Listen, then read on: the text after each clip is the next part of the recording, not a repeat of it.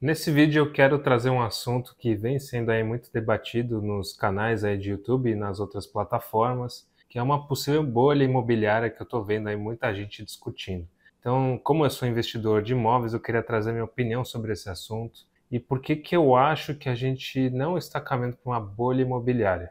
Bom, muita gente vem falando que uma bolha imobiliária vai estourar, que agora os preços dos imóveis irão despencar. E alguns dos motivos que as pessoas estão falando isso é justamente porque a Caixa aumentou aí o seu mínimo, né, de entrada nos financiamentos imobiliários. De 20% foi para 30% na tabela SAC e 50% na tabela Price. Para você que não sabe a diferença entre SAC e a tabela Price, na tabela SAC as parcelas começam altas e vão diminuindo. Na tabela Price o juro já é dividido em várias parcelas iguais, fixas, então você sempre vai pagar o mesmo valor.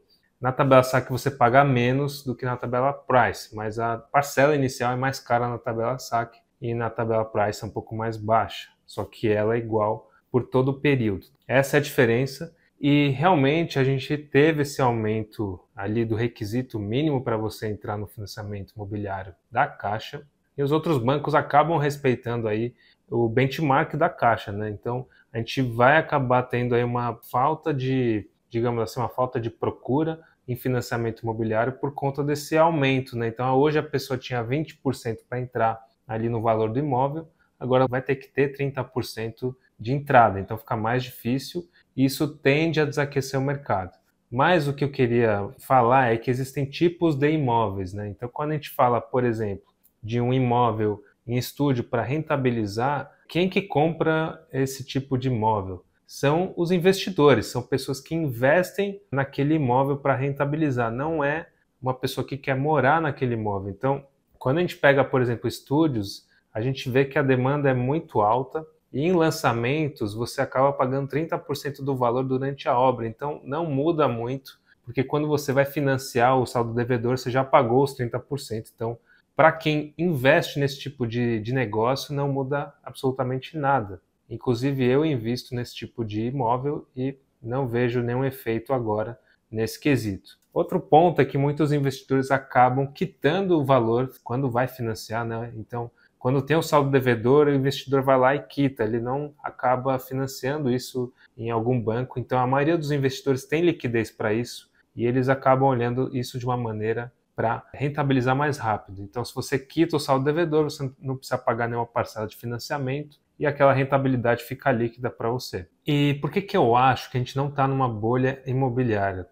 A gente tem que seguir alguns fundamentos econômicos para chegar em uma bolha imobiliária, para a gente ter esse entendimento, né? Eu não sou economista, mas assim, quando eu entendo bastante porque a gente estuda, né, o tempo todo, sempre tento estudar o máximo possível. Mas quando a gente vai ter uma bolha imobiliária, por exemplo, nos Estados Unidos, quais foram os requisitos que levaram a essa crise, né? Liquidez, muita liquidez, né? Taxas de juros muito baixas. Então, quando você tem taxas de juros baixas nos bancos, as pessoas acabam financiando um imóvel, dois imóveis, três imóveis, financiando 90% do valor total. E isso as pessoas vão se alavancando ao longo do tempo e não conseguem pagar depois essas parcelas com o próprio fluxo de caixa. E aí a gente tem a crise imobiliária. Já no Brasil é exatamente o contrário, a gente está numa alta de juros, ou seja, o juro já está sendo feito para restringir a atividade econômica. Então não faz sentido a gente estar em uma bolha imobiliária, sendo que a política monetária do Banco Central já é restritiva, já está mirando os juros aí a 15% de Selic, hoje a gente está em 13,25%, e isso já dificulta a atividade imobiliária. Então já tem essa questão da taxa de juros estar muito alta, muita gente não está procurando a compra de imóveis. Tem a questão da Caixa, e os imóveis continuam altos. E por que está alto, né? Também por conta dos investidores que acabam olhando ali uma renda mensal em Airbnb ou Booking que acaba ultrapassando 1% ao mês e eles não vão vender esse ativo por menos do que essa relação de 1%. Então vamos supor que você tenha um estúdio que te renda 5 mil por mês e alguém te oferece 300 mil para comprar ele. Você vai vender? Você não vai vender. Você vai querer vender ele no mínimo por 500 mil, que é o que você consegue de capital assegurado, por exemplo, num Tesouro Selic, hoje é 1% bruto, mais ou menos, que você tem de rentabilidade mensal. E é por isso que os imóveis estão caros. Então a gente tem regiões hoje a 20 mil metros, pelo menos na cidade de São Paulo, capital. A gente tem metragens ali valendo 40 mil cada metro quadrado. Então assim, o céu é o limite. E quando a gente tem uma política, principalmente com incentivo de mais emissão de moeda, mais o dinheiro vale menos. Então esse é o recado que eu quero deixar para você.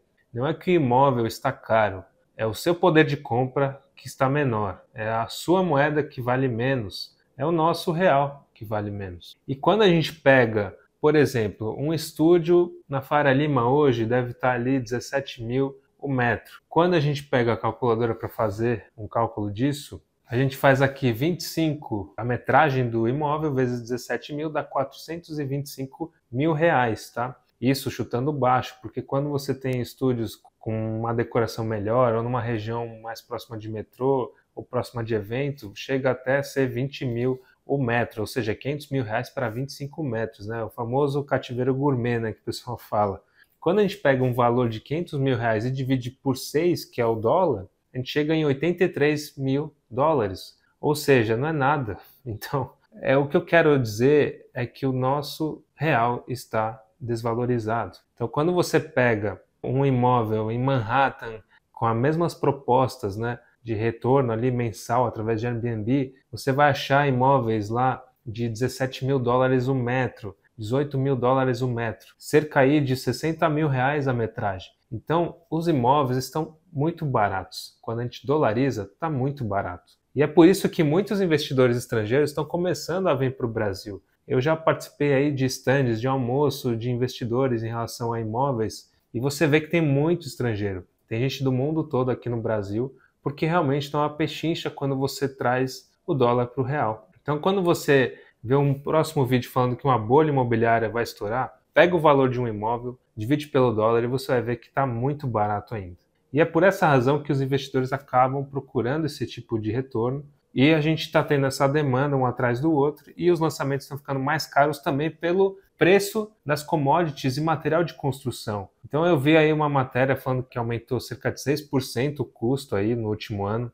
Isso reflete diretamente no valor de construção do imóvel. Então realmente não tem muito que a gente possa fazer, a inflação está aí, né? A gente está tendo projeções de inflação acima da meta, 5%, 6%, já tem fundo falando de 7% ao ano, isso é muito alto para o Brasil, nossa meta é de 3% ao ano, e o Banco Central vai continuar jogando o juro lá em cima. E o problema do juro jogado lá em cima é que aumenta a dívida pública, o déficit fica maior e você acaba aí gerando mais inflação por conta disso, então é uma bola de neve de prejuízo, né, se eu posso dizer desse jeito. Essa é a minha opinião sobre bolhas imobiliárias. Eu acho que a gente está bem longe disso acontecer. Para a gente falar de uma bolha imobiliária, a gente teria que estar falando aí na época da pandemia, onde o juro estava aí 4,5%, caiu para 2% no pico ali, eu lembro. E aí sim, você tem uma procura desenfreada por financiamento, dinheiro barato, e você acaba comprando ativos e os ativos sobem. Só que a gente está exatamente ao contrário. Agora eu te faço a pergunta, imagina se a Selic estivesse caindo de 12 para 10, 9, 8, até 4%. Quanto você acha que valeria o imóvel que você na sua região está de olho? Você acha que valeria mais ou menos? Obviamente que ele ia valer mais. Então realmente a gente sabe que pode valer mais. E algo que você sabe que pode valer mais não está numa bolha imobiliária. Então é muito difícil afirmar que nós estejamos numa bolha imobiliária. Na minha opinião, não estamos. Porque a gente já está com uma taxa de juros alta. Não faz sentido para mim isso. Mas, como tudo na vida, eu posso estar errado. Qual que é o risco de você entrar numa operação dessas? Comprar caro e acabar vendendo pelo preço que você comprou. Então, a dica que eu dou é que se você vai comprar um imóvel, a rentabilidade que você tem no imóvel é na compra do imóvel, não na venda. Você ganha na compra do metro quadrado, não na venda. Então é isso, tá? Se você gostou do vídeo, deixa o like, se inscreva no canal e comenta se você concorda comigo ou não.